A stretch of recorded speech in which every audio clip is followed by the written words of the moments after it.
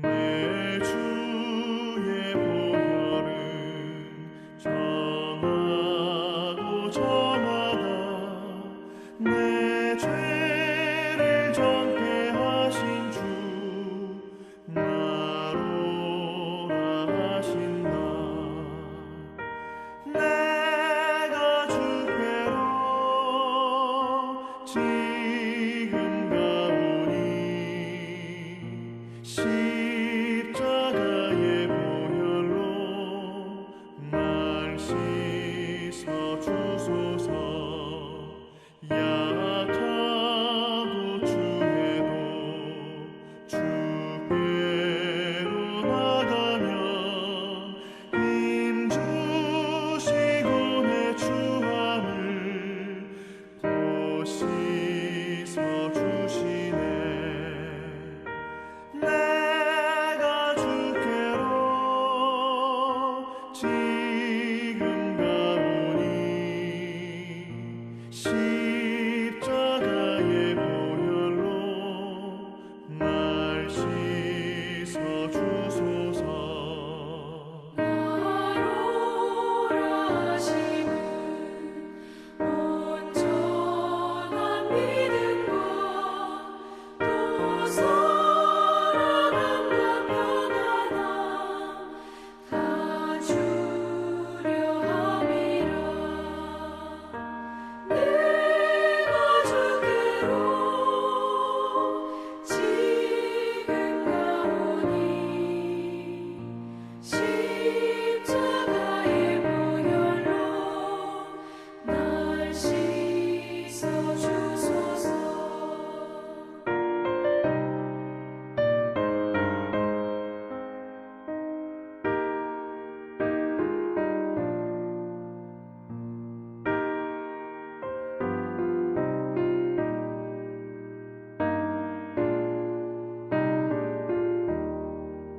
큰 죄인 못 받아 살 길을 얻었네. 한없이 넓고 큰 은혜 베풀어 주소서. 내가 주께로 지금 가오니 십자가의 보혈로 날 씻어 주소서. 그 피가 맘속에 큰 증거 됩니다. 내 기도 소리 들으사 다 허락하소서. 내가 주께로 지금 가오니 십자가의 보혈로 날 씻어 주소서.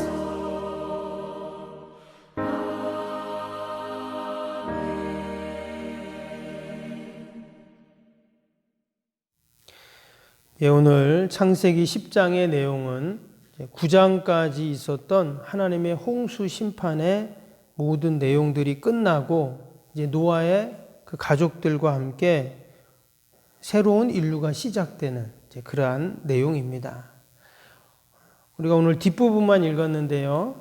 이제 크게 세 가지가 나옵니다. 그래서 노아의 아들이 3명이었죠. 셈, 함, 야벳 이렇게 셋이 나왔는데 1절에서 5절까지 보시면 그 야벳의 후손들, 자손들이 쭉 이제 명단이 나옵니다. 그런데 6절부터 20절까지는 함의 후손들의 이름이 나오고, 그럼 읽었던 오늘 21절부터 마지막 절까지는 첫째 아들이었던 셈의 자손들이 쭉 이름이 나옵니다.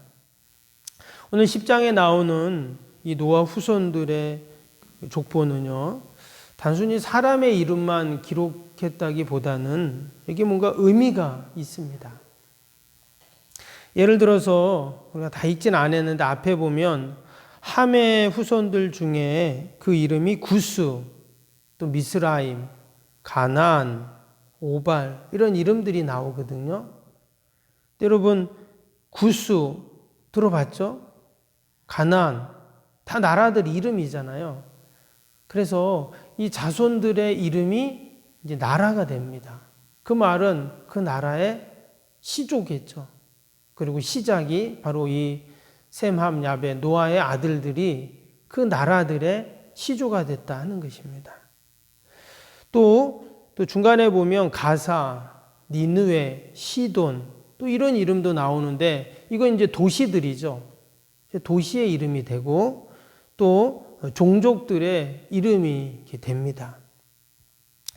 그래서 전체 이 노아의 아들들의 또 후손들의 이름을 보면 야벳의 후손이 14명이 나오고 함의 후손이 30명이 나오고 또 이 셈의 후손은요 26명이 나옵니다.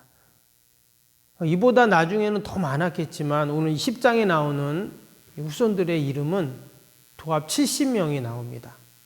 여러분 70명 하면 70하면 어디서 많이 들어봤잖아요. 기억나시죠? 그래서 요한계시록 읽을 때도 그 천상에 있었던 70인 장로들이 나왔습니다. 또 우리가 70하면 바벨론 포로 생활했던 70년, 또 뭐 신약에는 70인 전도단, 뭐 그 외에도 성경에 보면 70이라는 숫자가 많이 나오는데 이스라엘 백성들은 7을 완전한 숫자라고 이제 여겼죠. 그리고 10이 끝이라는 의미를 가지고 있는데 그래서 성경에 나오는 이 모든 숫자들은 다 이유가 있고 연관이 있습니다. 그래서 오늘 10장에 70명만 그 이름을 기록한 이유가 또 그런 이유예요. 근데 우리가 성경 읽을 때마다 이 족보 이름이 나오면, 족보장이 나오면 사실 조금 우리가 읽기가 쉽지가 않죠. 그래서 족보 읽다가 이름도 헷갈리고 하니까 막 넘어가기도 하는데 왜 성경에 굳이 이처럼 족보를 기록했나? 이게 뭐 나와 무슨 상관이 있나? 이런 의문을 갖게 됩니다. 근데 여러분 신약 성경에도 보면 첫 번째 책인 마태복음 1장에도 뭐가 나오죠? 족보가 나오잖아요. 그래서 이 성경에는 이 족보가 상당히 중요합니다. 그럼 왜 중요한가? 우리는 족보를 통해서 그러니까 일반적으로 나의 실존을 우리는 알게 되죠. 창세기는 모든 것의 시작과 출발을 기록한 책이라고 했습니다. 그래서 세상의 시작, 인류의 시작, 죄의 시작, 문명의 시작 이런 모든 시작이 이 창세기에 다 기록이 되어 있죠. 근데 오늘 10장에는요 민족의 기원을 기록한 책입니다. 말씀드린 것처럼 나라, 종족, 도시 다 그 시작의 이름들이 지금 이 10장에 기록이 되어 있습니다. 그래서 이 70명의 명단, 이 70인의 그 이름이 이제 인류 시작의 70인 종족이 되는 것이죠. 전 세계로 흩어져서 그들이 이제 민족을 이루게 됩니다. 우리가 이제 11장에 보면 바벨탑 사건이 나오는데 우리가 아는 것처럼 이 바벨탑을 짓는 것을 하나님은 이제 싫어하시고 결국 그 지었던 사람들 다 전 세계로 흩어지게 하잖아요. 그래서 이제 학자들은 원래는 이 10장의 내용이 이제 원래는 11장 뒤에 나와야 된다. 이렇게도 이야기합니다. 왜? 바벨탑 사건을 통해 전 세계로 흩어졌잖아요. 그래서 이 10장에 나오는 이 사람들이 이제 전 세계로 흩어졌다는 거죠.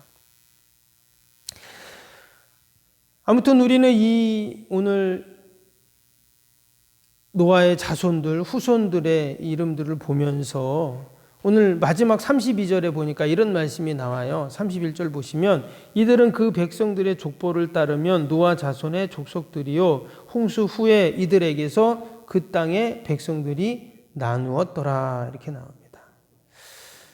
그래서 이 사람들을 통해서 온 인류가 퍼지고 또한 그들이 시작이 됐다 하는 것을 오늘 10장이 말합니다. 여러분 우리들도 그렇잖아요. 내가 누구인지를 알려면 우리 부모님을 보고 또 할머니 할아버지들을 보고 또 그 계속 올라가고 끝까지 올라가면 그 시작이 있겠죠. 그러면 아 내가 어디서 왔구나 내가 어떤 존재구나를 알게 됩니다. 우리나라는 없지만 가까운 일본이나 유럽 같은 데 보면 국왕들이 있잖아요. 지금은 왕정시대는 아니지만, 근데 그 국왕들을 이렇게 보면 그 사람들이 이렇게 한마디 하거나 또 그들이 하는 행동들이 상당한 영향력을 미칩니다. 또 국민들에게 존경을 받잖아요. 근데 그 사람들이 뭐 똑똑하거나 큰 어떤 업적을 이루어서 그런 것이 아니라 그들의 조상이 왕이기 때문에 그런 겁니다. 그래서 그 족보를 통해서 당시의 역사를 알기도 하지만 지금의 나의 실존을 결정하기도 하죠. 그래서 이 성경에서 이 족보는 너무나 중요한 그런 기록이다 하는 것입니다. 또한 이 성경의 족보는 영적인 의미가 담겨 있습니다. 성경의 족보에는 하나님의 약속의 말씀이 어떻게 이루어졌는가를 보여주는 증거이기도 하죠. 우리가 9장에서 하나님께서 이 노아와 그의 가족들에게 뭐라고 축복하셨냐면 9장 1절에 보면 하나님이 노아와 그의 아들들에게 복을 주시며 그들에게 이르시되 생육하고 번성하여 땅에 충만하라. 이 축복하셨습니다. 이 내용은 창세기 1장에 나오죠. 하나님이 사람을 만드시고 그들에게 생육하고 번성하고 충만하라. 이제 이 말씀을 하셨는데 노아에게 그 말씀을 또 하셨어요. 근데 지금 홍수 심판이 있었으니까 온 세상이 사람이 다 죽었잖아요. 다 죽었는데 그러면 하나님의 약속의 말씀도 없어져야 되는데 이루어질 수 없는데 하나님께서는 그 생육하고 번성하고 충만하라고 하신 그 하나님의 말씀을 오늘 이 10장에서 그 노아의 가족을 통해 온 인류가 번성한 그 하나님의 말씀이 이루어졌음을 분명히 이 족보를 통해서 우리에게 보여주고 계시다 하는 것입니다. 그래서 족보는 하나님의 말씀이 반드시 이루어진다 하는 것을 보여주는 증거다라는 것입니다. 비록 우리가 그 앞에 9장에서 보았듯이 함의 자손이었죠. 가나안을 저주하는 노아가 저주하는 그런 내용이 나왔습니다. 아버지의 수치를 가려주지 않고 도리어 드러내는 그 모습을 보면서 그러한 저주를 받게 되는데, 근데 비록 허물을 가진 자녀라고 할지라도 노아는 그를 저주했지만 하나님은 어떻게 해요? 하나님께서는 여전히 그들도 다 번영하게 하는, 당장 그 형제들의 종이 되게 하지 않는 이러한 은혜를 베풀어 주시죠. 그래서 우리는 이 족보를 통해서 그런 영적인 그런 의미들을 이제 또 알게 됩니다. 그리고 또 이 족보를 통해서 아주 중요한 것이 있는데 그것은 뭐냐면 바로 족보를 통해 구속사를 이야기해 준다는 것입니다. 이 구속사라는 것은 바로 예수 그리스도가 어떻게 우리를 구원하고 또 하나님의 구원의 역사가 이루어지는가를 보여주는 건데요. 지금 오늘 족보 10장의 족보에는 예수님은 안 나오죠. 예수님의 이름은 없지만 오늘 21절을 다시 한번 보시면 21절에 셈은 에벨 온 자손의 조상이요 이렇게 썼습니다. 그러니까 노아의 첫 번째 아들이잖아요, 셈이요. 근데 그 셈의 아들 가운데 에벨이라는 아들을 낳게 되죠. 근데 그 에벨이 누구인가? 셈의 아들이었던 에벨이 누구였냐면 이제 11장에 보면 이제 바벨탑 사건도 있지만 셈의 또 족보가 나와요. 따로 또 셈의 족보가 또 추가가 되는데 거기에 보면 이 에벨이라는 아들의 이름이 나옵니다. 근데 그 에벨이 누구냐? 결국은 아브라함의 조상이거든요. 그래서 지금 이 에벨이 이제 11장에 보면 이 셈이 아르박삿을 낳고 아르박삿이 셀라를 낳고 셀라가 다시 에벨을 낳는데, 그러니까 이제 에벨은 셈의 3대 손이죠. 근데 그 에벨을 통해서 아브라함이 오게 된다. 근데 그 아브라함이 누굽니까? 결국 예수 그리스도의 조상이 되잖아요. 그래서 이것은 단순히 이스라엘의 민족의 기원만을 말하는 것이 아니라 바로 예수 그리스도의 구속사의 아주 중요한 언약의 족보다 하는 것을 우리는 알게 됩니다. 이 에벨이라는 사람의 이름의 뜻은요, 건너온 자라는 뜻입니다. 그런데 뭔가를 건너왔다 이 말이잖아요, 이름의 뜻이. 그래서 아브라함이 어디서 살았냐면 유브라데스 강 건너편에 살았습니다. 근데 그가 그 조상의 이름 에벨처럼 그 강에서 건너와서 그들이 하나님이 약속하신 땅 가나안에 와서 정착해서 이스라엘이라는 나라를 이제 이루게 되죠. 민족의 시작이 됩니다. 나중에 이스라엘 백성들이 애굽에 살다 출애굽하죠. 그때 그들이 어디를 건넙니까? 홍해를 건너고 가나안에 들어가기 전에 요단강을 건너죠. 또 강을 건너서 또 하나님의 젖과 꿀이 흐르는 약속의 땅으로 들어가게 됩니다. 그리고 우리 하나님의 택한 백성들도 어때요? 우리가 요단강 건넌 것을 이제 세례로 비유하기도 하는데 우리도 강을 건넜어요. 다시는 돌아갈 수 없는 강. 그래서 하나님의 자녀가 되고 하나님의 백성들이 되었는데 이것이 다 연결이 되잖아요. 이 에벨이라는 그 조상의 이름을 통해서 그것이 다 연결이 되는데 이처럼 성경에 나오는 족보는 단순한 이름의 기록이 아니라 바로 예수 그리스도를 통해서 이 땅에 이루실 구속사를 예표하는 또 그것을 증거하는 이름들이다 하는 것을 다시 한번 생각하게 됩니다. 그래서 우리가 성경 읽을 때 족보가 나오면 그냥 넘어가지 마시고 좀 관심이 더 있으시면 요즘에는 뭐 성경 사전도 좋지만 이렇게 인터넷 같은데 이름을 치시면 설명이 다 나와 있고 또 그 내용들이 다 기록이 되어 있어요. 그래서 우리가 족보를 읽을 때 그냥 넘어가지 마시고 또 다시 한번 또 되새기면서 읽으면 더 많은 은혜가 될 줄로 믿습니다.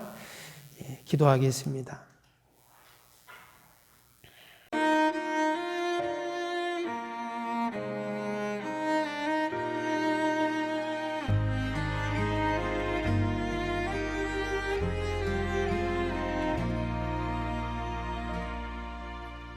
나는 하나님을 예배하는 예배자입니다.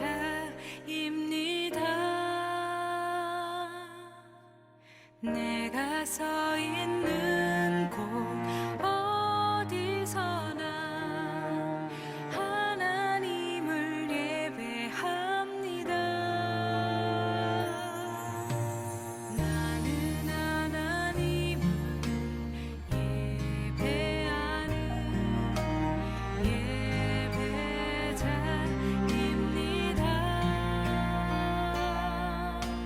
내가 서 있는 곳